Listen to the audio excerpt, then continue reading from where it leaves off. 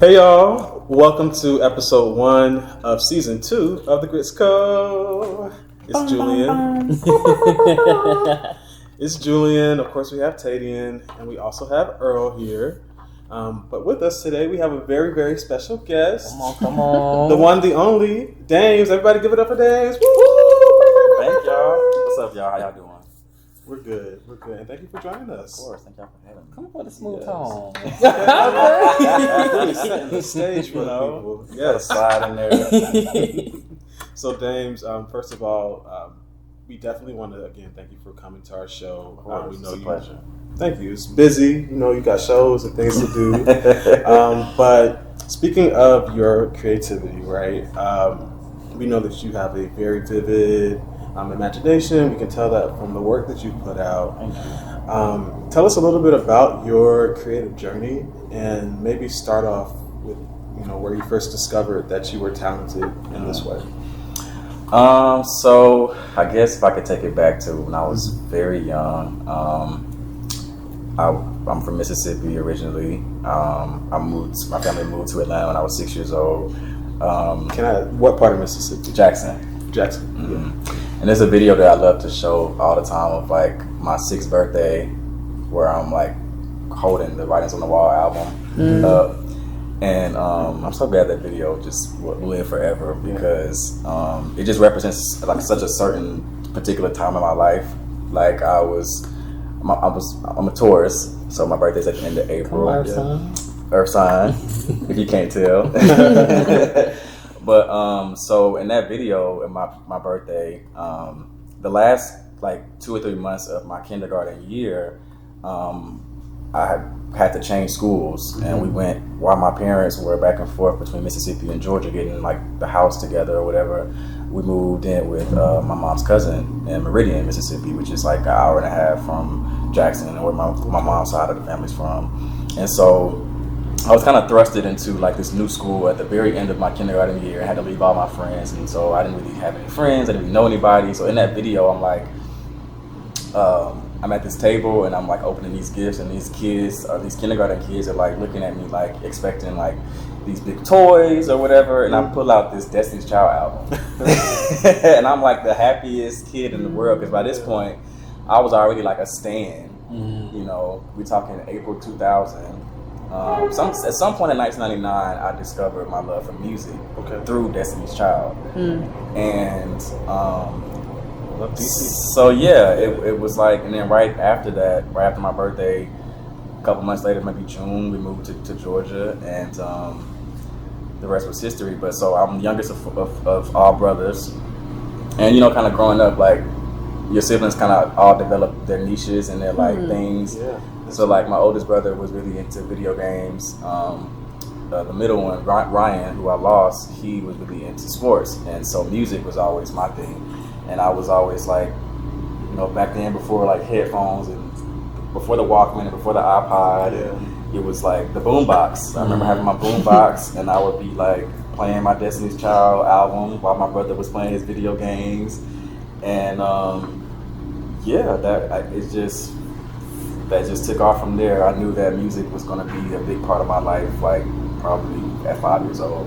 Yeah. So, and that's interesting that you mentioned that as well, because I also come. So I heard you mention basically 3 children. So you're the youngest of 3 boys. Yes. So I'm the 3rd of 6 boys in my family. Wow. And so to that point, like when you were talking about everybody kind of finding their own thing creatively, I relate to that on so many levels, because I'm like, I would say like the music loves to dress kind of. Those are my 2 things. Like the creativity side. Yeah. And actually, I have a total of 4 brothers, 3 still alive, but it was 3 of us in the household for the majority of my childhood until like high school.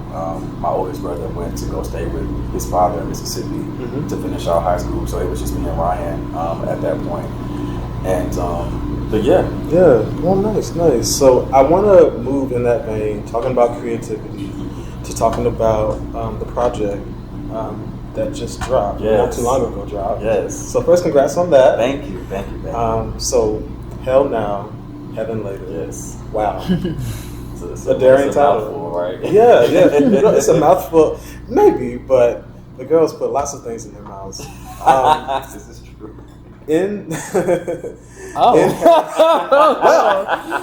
in Hell on Earth, though, I want to start talking about the album with that song, because in that song, just listening to it, it's featuring the letter M. And shout out to the letter M. Yes, super talented.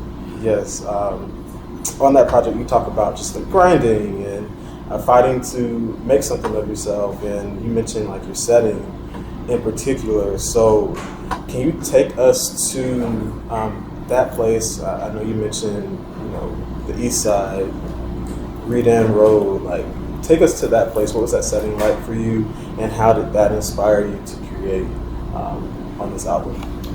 Redan. I went to Redan High School, Stone Mountain, Georgia, on the east side of Atlanta. A very not a very pretty side of town.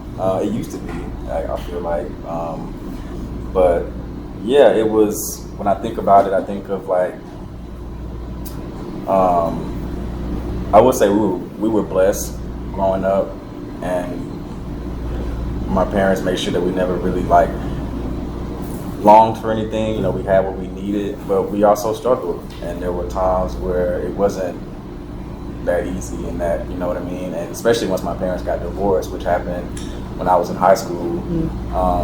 So I was kind of dealing with all of these things, trying to find myself, trying to accept myself, trying to, in an environment where being who I am wasn't really accepted, especially back then. I was in high school over a decade ago, so the world was just very different back then. And but luckily I had my brother, and that protection and that safety and that just that feeling of like, even if everybody says, even if everybody doesn't like me, like I know my brother got my back, and that was something that I feel like really helped carry me through that time. But I think it just inspired me in so many different ways. The struggle, the grittiness of it, the trauma, it was, I saw a lot that I probably shouldn't have saw at my age, growing up. But I don't regret it, because it made me who I am. Yeah. You do a lot of talking about, when I think of artistry, I think of storytelling, right? And you've done a lot of talk around how you're an open book and how your experiences kind of shaped you to be that level of vulnerable, specifically through your music and art. But listening to your story about upbringing, environment plays a role in that. How did you become, how do I want to word this? Like, what was your journey into acknowledging your truth, specifically as a black gay man in the South? Not just as a reality, but part of your power. Like, what has been the journey to getting there? That's a great question. I feel like the journey was definitely just a roller coaster. I feel like when I was in that space, I was definitely, there was a lot of fear, just because, like, I knew if I was to just be out and proud and who, like, back then during this time, like, I knew I would have probably not had many friends, or not had, being able to hang out as much as I could. Or, what age are we talking about? I would say high school was when I had my first boyfriend, and had my first, experience, and when I had, to really come to terms and accept myself. And I remember that was pretty tough, because I come from not a super religious family, but my mama, we went to church. Bible Belt. Exactly, Bible Belt. So, like, especially like my grandparents and stuff. So it wasn't easy. I feel like what really shifted my journey and my train of thought and just my brain chemistry was losing my brother, which happened my senior year of high school. I think during that time, so I lost him, it was March 2012, which was a month before my 18th birthday, 2 months before my high school graduation. During that time, I remember I might have came out to like a couple of my best friends, like, you know, my homegirls, you know, that I trusted and felt safe with. But I was still in that space where I was like trying to, you know, feel comfortable. I wanted to come out to everybody that I loved, but I was scared. And I didn't want to lose people. But losing my brother was like a shift, because it was like he was a year older than me, and everything growing up, everything that he did, I did a year after him. So starting middle school a year after, starting high school a year after, he won Prom Prince his junior year, and I ran and won Prom Prince my junior year. And the crazy part about that is he passed a week before my senior prom, so I actually missed my senior prom, but luckily I did get a prom experience. But losing him during that time was just like, because of the fact that I did everything a year following him, I just kind of felt like the trauma in my brain made me feel like, wow, I don't have much time left either.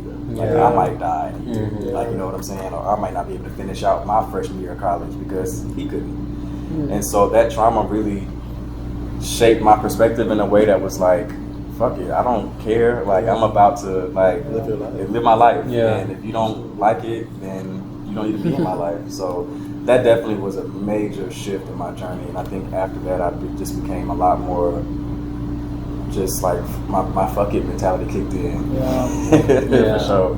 I love that. I love that. Can I throw one more thing in real quick? Go ahead. I just watched an interview with Kerry Washington and Kendrick Sampson from Sampson. If I'm saying his name right. From Insecure. And she asked him, "What would you go back and say to your younger self?" And he mentioned, "I would go back and make friends with the monsters under my bed." And he talked about the monsters really just being our fears, and how they're actually there to save you and be your friend, more than they are to like warn you or scare you. And it just made me think about that, because I think it's beautiful that you use your trauma or like that feeling and angst to drive you more into purpose than more into fear. So, sorry, Earl. No, but it's good that you say that, because through your storytelling and through your experiences, you clearly exude courageousness, strength, resilience. And so how have you used your music as a source to kind of, one, feel when you need to feel gentle, when you need to feel soft, when you need to feel hard or angry? How have you used that platform to feel that full experience? Music I feel like it's just always been there for me. Like, no matter what, like, crazy extreme changes I had to go through, or what life threw at me, it was like music was always there. It was always consistent. And it just, I don't know when I began making music professionally when I was in college. So right after my brother passed, I turned 18, graduated high school, and had to start college in a couple months. You know, I didn't really have the time to like really grieve and process it, and so I thrust it into another, you know, environment. And so my college years, especially the earlier years, I feel like were a bit tainted with a lot of like depression and grief, you know, just being honest, and feeling misunderstood, feeling lonely, losing that sense of protection and that sense of like, if nobody else got me, I know what this nigga do. Yeah, that you safety. know what I mean? That safety. That was a big thing for me, and I feel like even in my life now, it's something that I seek in my relationships and my friendships, and it's like, if I don't feel safe with you, I'm probably not gonna want to be around you. And it's something that I feel like it takes a certain type of person to understand, and maybe even understanding my background more to understand that too. But I do not tolerate. It's non-negotiable. Like my peace and my safety. It's a boundary. Yeah, exactly. It's a very strong boundary for me. So, but music, I always used it to. One thing I love about my musicality is I'm so many different things. I love so many different forms of music. I've always enjoyed just music, whether it was hip hop, whether it was rap, you know, R&B, whether it was pop, whether it was blues, house, dance, like whatever it was. I've always enjoyed music, and so being able to tap into the different sides of me, music has helped me understand even more of myself and my own complexities, and like, oh wow, so like you can make a song that's super hard and like that, you know, people can rap to and feel good about, but you also can make a really soft record where you can sing and like be vulnerable and open. And I think it really just showed me like I'm a lot more complex than even I even knew. And music really does open up that your imagination. That world is a world of discovery and trial, and there really is no error, which is something that I used to think about. You know, just being young, I used to, you know, perfection. That was something we talked about on our platform. Just trying to people please, be perfect, put your best foot forward. And for me, and you probably feel the same way, I feel like music is something that you can do. Definitely, there's a perfectionist on the inside, but just doing it, putting something on a track or in your voice notes, you know, whatever, prove something to yourself, and it's just for you. I feel like music made me realize like that my complexity is my biggest power. And I feel like for a long time I was like running from it, right? Or even when I first started doing music, I felt like maybe I should like, you know, focus on this side, right? Or only do this side. It's like I'm so much more than, I've never been one thing. You know, you can't put me in a fucking box because I'm gonna break out that bitch every time.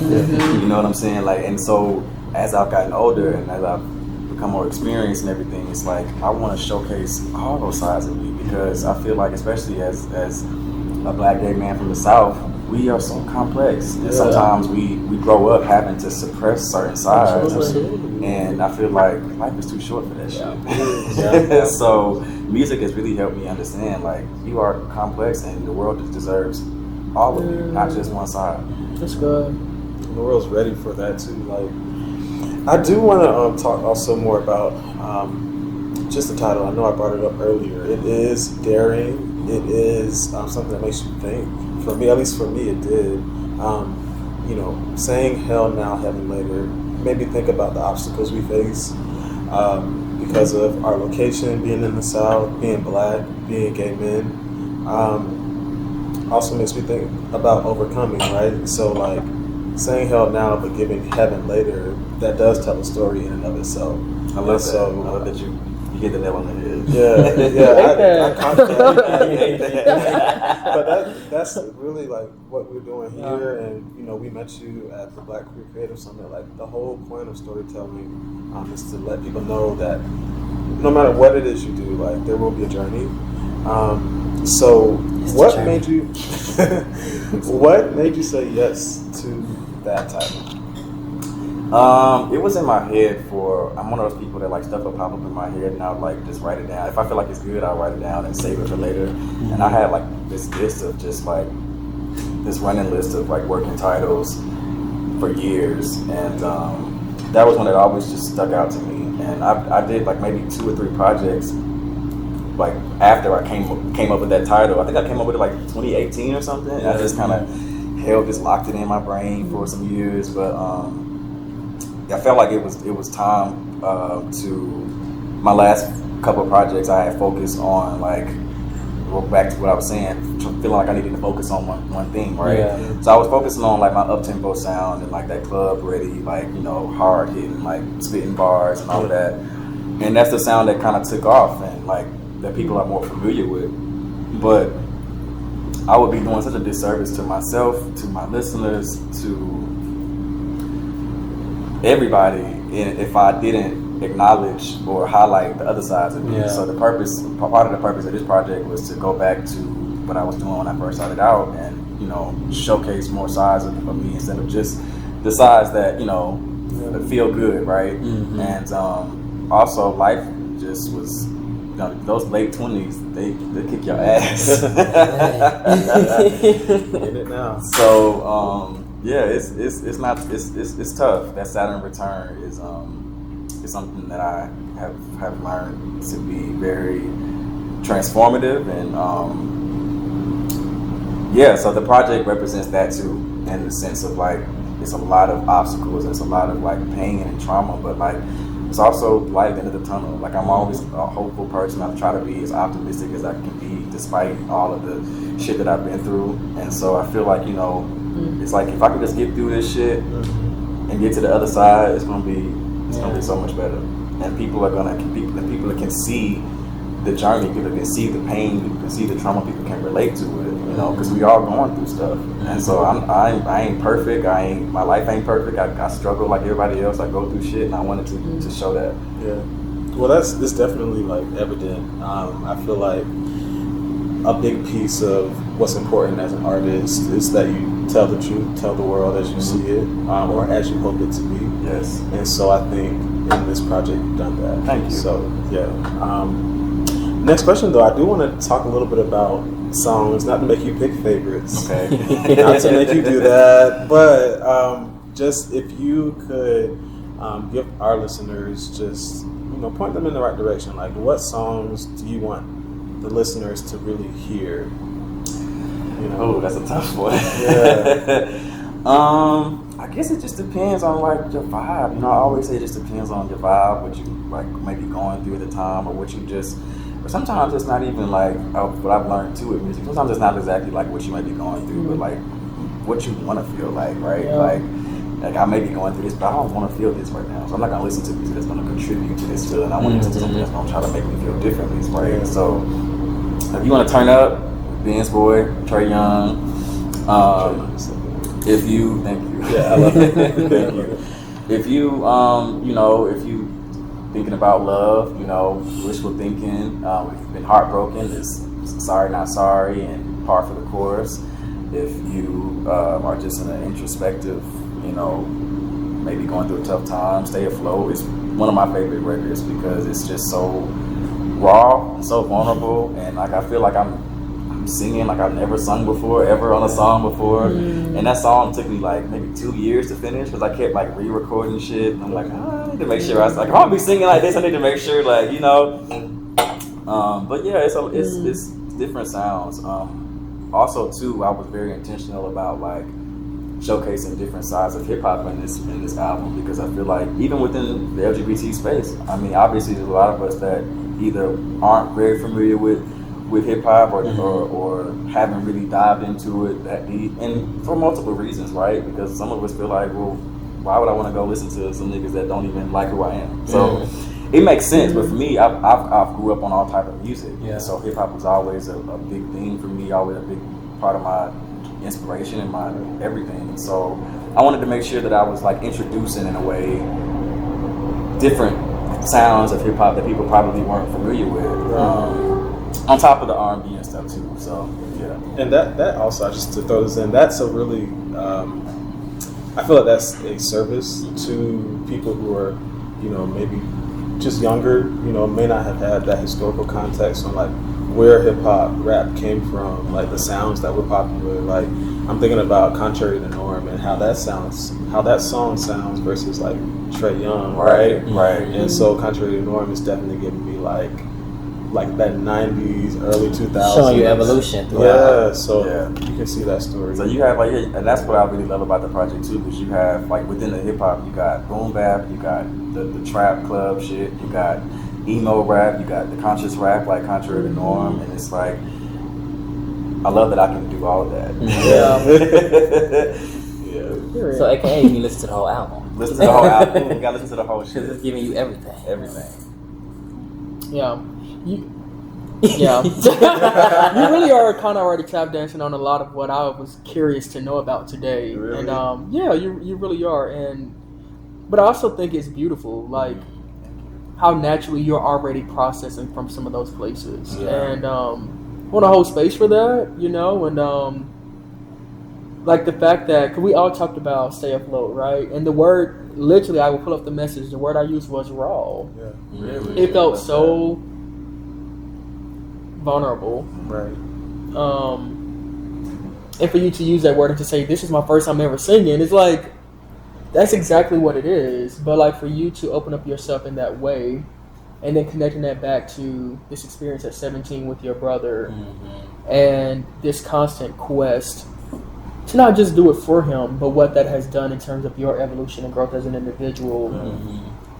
It's beautiful, but I think it's even more beautiful that I'm not sitting here trying to tell it to you as a therapist and you're sitting on my couch. It's beautiful to see somebody who's already doing that work and processing on their own and getting to their own places of arrival and understanding, which I think is the beauty of humanity and life and experience and trial and of heaven and hell, right? It's like all of that. Absolutely. So I don't have a question at this moment, but like that is so beautiful. I wanted to hold space for that. Yeah, I love that. and staying on that topic, Yeah. right? So, going back to grief, how have you used music specifically as a form of like catharsis, of like really exploring and navigating that? You know, it's sometimes I just didn't know how to release that. You know, I've always kind of had a sense of like popularity. I sense like in a sense, I guess like even in high school, you know, I was like homecoming king and prom prince, and like you know I had my big brother, so I kind of everybody knew me, and that always kind of came with its own shit, right? Because people like have their expectations, and and I've always presented myself a certain way, and people see the external, and they automatically just kind of assume that like, oh, you don't go through shit, or you know what I'm saying, your life is whatever, and I'm like, y'all see me walking through these halls smiling and shit, but y'all know when I go back home, when I go home, I'm like crying my eyes out. You know, as soon as I walk in the door, I'm slamming the door, getting into bed, and you know, just wanting to just disappear from the world. I vividly remember that during those high school days, especially when my parents were like going through their divorce before I had to really deal with the grief of my brother. So it was kind of like back-to-back traumatic experiences and losses, and just really stark extreme changes that I had to deal with. My parents divorced in 2010, lost my brother 2012. Like I said, I had to graduate and go to college and start my music career. Had to still be on, right? And so when I was in college, sophomore year, I made the decision to use one of my refund checks, and I'm like, you know, because I felt like I knew I always wanted to do music, but I just never really had the resources. I don't really come from a musical family, and I kind of always let that be an excuse for myself. And even once I got to high school and you know things were happening, life was happening, it kind of became like more of a fantasy, you know, because it's like, come on, bro, like that shit don't happen for people like us or people where we are or where we're from, you know. And so but it was something about that grief and that apocalyptic thing that was just circling my mind. I was like, fuck it, you gotta go with what you want to go for, because life is short and tomorrow it could be over. So I used my refund check and I purchased some equipment, and I built my little makeshift studio in my closet in college, and I still use that same equipment to this day to record all of my music. And I record by myself, and so I'm just by myself, and then I'll send it to my engineer or whatever. But I remember going back to that time, 2014, when I was starting out, I just really needed to release by that point. You know, we had probably about 2 years of grief and just anger, you know, like I was so angry on the inside because I had lost like the most important person to me in the world. And I was just so angry and so lost and so lonely and so sad. And I needed to just release, and music was my best friend. It still is. Let's take a break. Can I take a moment and just give y'all flowers real quick? Thank you. I just want to say y'all are so beautiful and y'all are so dope, and I just love to see us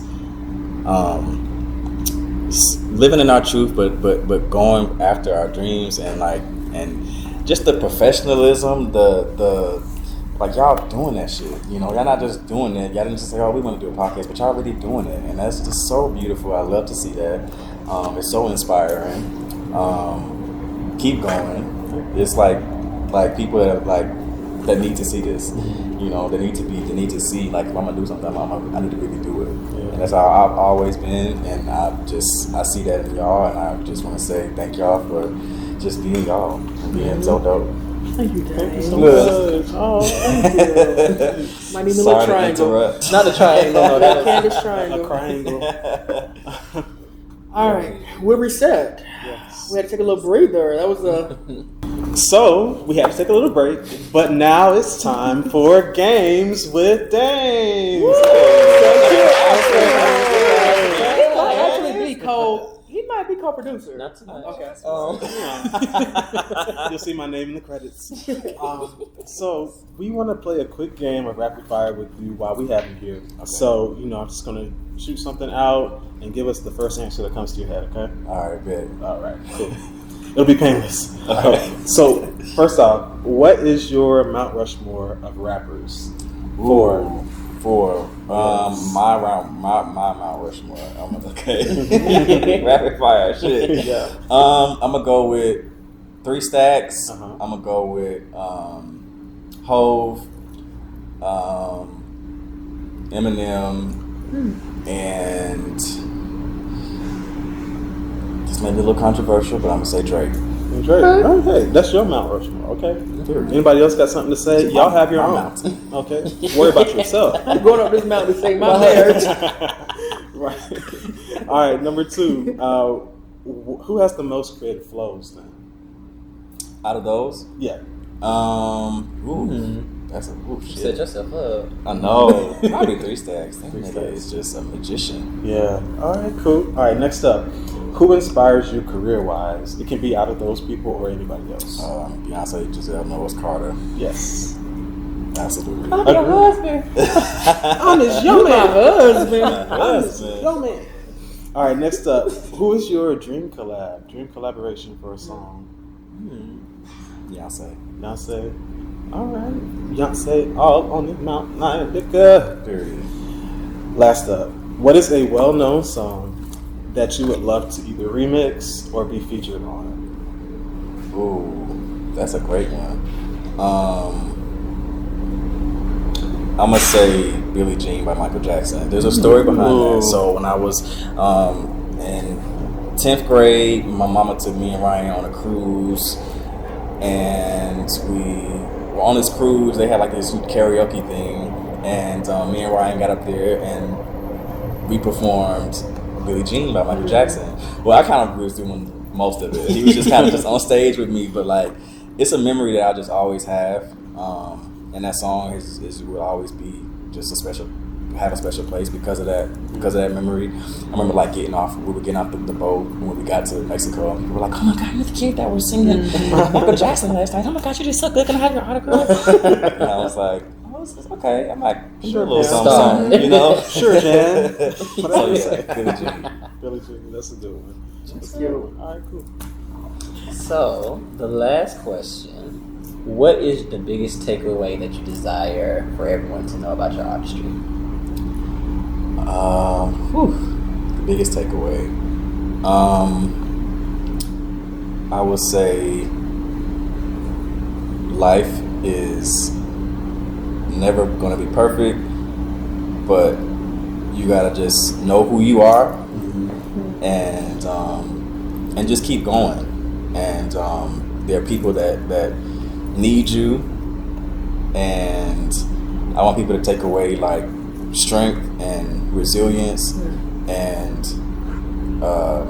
versatility, and you can be whoever you want to be, regardless of how complex or how whatever it is. Like it's not too much, like it's you, and you just gotta just hone in on that and be able to love yourself and celebrate yourself, and yeah, I hope that's the takeaway. Love that. So, I'm going to give you a minute to plug all your things in a second. Okay. But before we do that, we have to close the episode off with our favorite game, More Bubbles, Please. So, we're going to ask a question. Okay. You can choose to answer or take a sip. Okay. If you don't want to answer. And I'm going to start us off with question number 1. Top 3 qualities you desire in a partner. Ooh, top 3 qualities. Support, honesty, and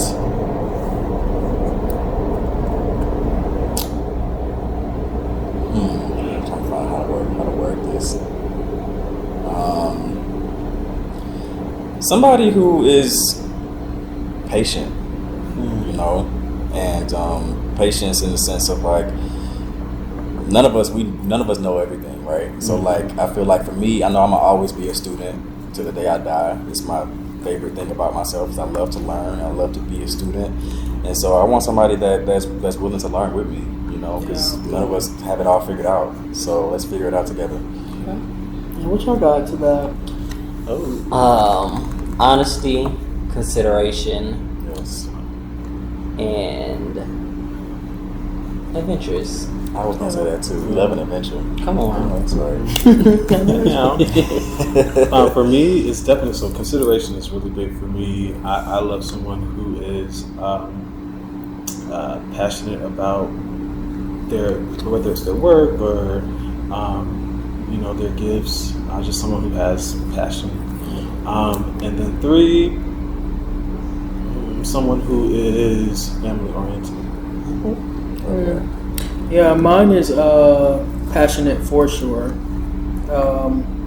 I would say someone that has vision, and then someone that is sure of what to be determined, but there's something that you are sure about within yourself. And that's what I'll go with. All right. I'm gonna throw my next question out. What is the most recent web page on your browser, on your phone, not laptop?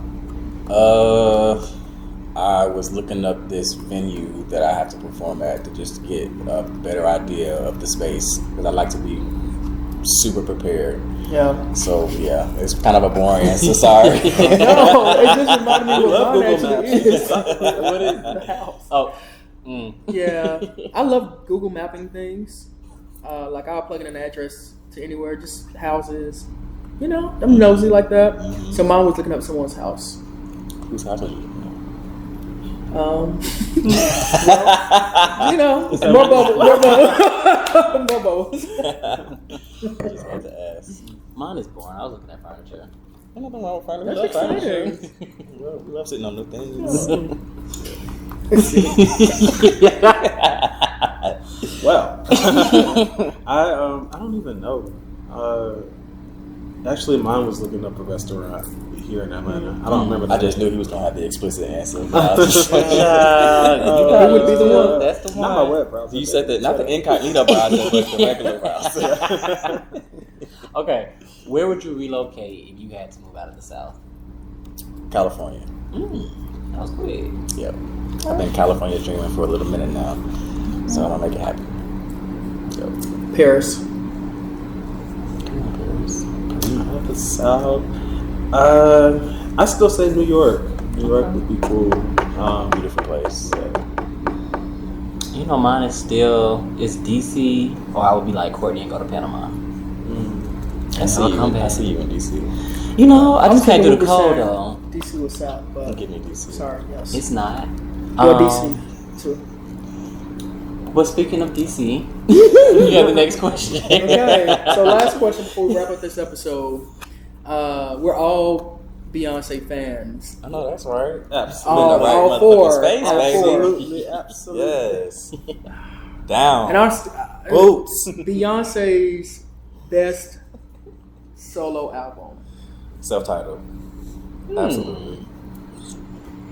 And that's listen.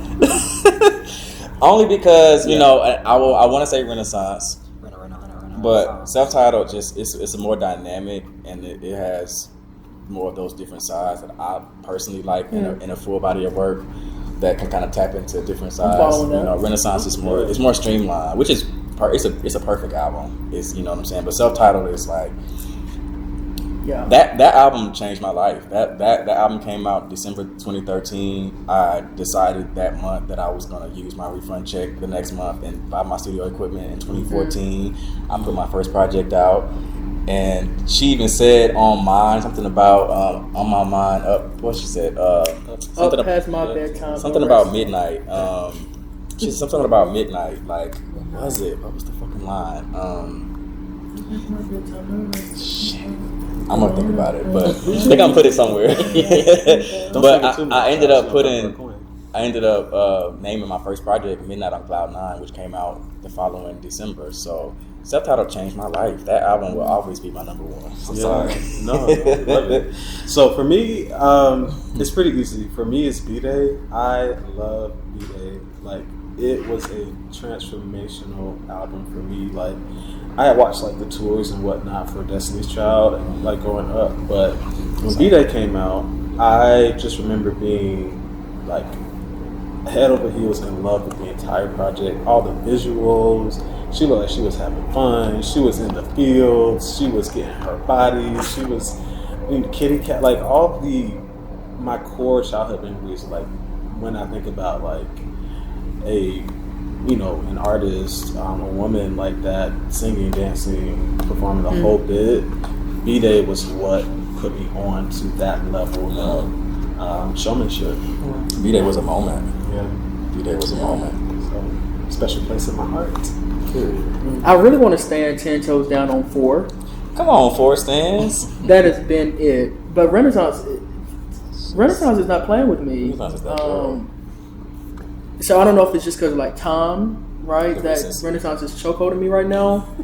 But I think I still want to give it to 4 right now. Wow. That pen, the lyrics of these songs, the body of it, like it's so full. As a project to me, I get fun, I get emotional, I get vulnerability. Like, I can go to the bedroom and cry. I can go to a lover. I can go to the club. Like I can get a mix of all of it in that album. 4 makes me emotional because that was the album like when we were dropping off my brother because he went to Jackson State. He was ready to just he started school earlier, summer school, because he was ready to just leave because after my parents divorced and all of that, like he was just ready to go out of state. And so we were dropping him off in Jackson that summer. 4 had just came out like that week. I remember like basically convincing my mom to stop at Target because they had the special deluxe edition at Target. And even though the album had leaked like a month before, but yeah, that album was like, I remember like that was the last album that like I was listening to with my brother. And yeah, anyways, shout out to 4. Yeah, shout out to 4. Well, I feel like I became a Beyonce fan like really late in life. It's okay, but Lemonade. I mean, I went to concerts, but like these are Hive members. But Lemonade is for me. Lemonade. That's the one I was just like, oh shit. Yeah. And it was like pivotal. I was like, we got the same stuff going on, girl. Let me get me a bad too. But Is that girl? yeah, you said what? Lemonade is that girl too. It is, but then Renaissance. Yeah. You found out you was busting windows. So we want to thank you all for joining into this episode of G.R.I.T.S Co. I was not. Let the record state. Let the record state. We want to thank you all for joining in. Please Because I drop, was. Not drop where they can get the music, the merch, everything. Yes, so you can stream all my music anywhere you stream music. It's available. Check out my merch. I'm super excited about it. This is the first time I've been able to do merch. Okay. After almost 10 years, I finally got some merch, y'all. And the great thing about it is I designed it all by myself. So everything is designed by me. I'm super excited about that. And yeah, go tap in. Merch, shop.damezmusic.com. Damezmusic.com is my website. You can find everything on there. And yeah, make sure y'all stay tapped in. It'll be below. Love y'all. Mwah. No box. No Oh, that was perfect. I wasn't even thinking about that. You get on my nerve. Make me co-producer at this point. I was not trying to do that. Sick of you. That was great.